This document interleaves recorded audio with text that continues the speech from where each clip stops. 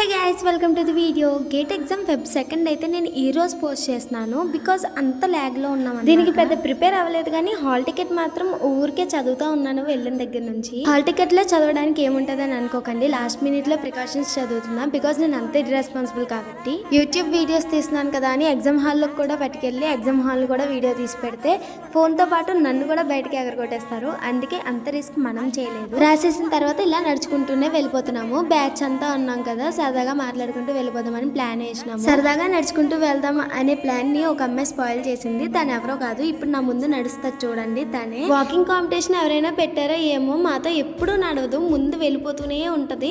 మేము దాని వెనకాల ఇలా ఫాస్ట్ గా నడుచుకుంటూనే ఉంటాము.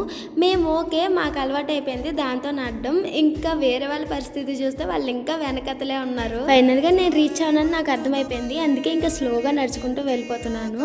ఇంక ఇలా నడుస్తూ ఉన్నాం కదా, కొంచెం అలసిపోతాం, ఏదైనా తిందామని చెప్పేసి అక్కడ మధ్యలో పకోడీ ఉంటే అది తీసుకున్నాము, జిలేబీ కూడా. ఇప్పుడు ఈ రోడ్ మేము హాస్టల్కి వెళ్ళే వే అనమాట. ఇక్కడ తీసుకుంటే అక్కడ నుంచి మళ్ళీ 1.5 కిలోమీటర్ నడవాలి. ఇప్పటికే చాలా లేట్ అయిపోయింది, త్వరగా వెళ్ళిపోవాలి అనేసరికి ఇంకొక అమ్మాయి ఫోన్ వదిలేసిందంట పకోడీ బండి దగ్గర.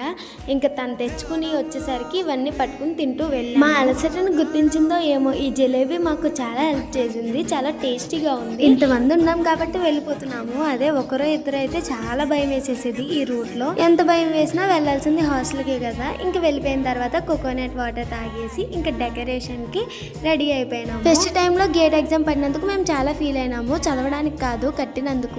ఈ రోజుకైతే ఇంతే, బాయ్.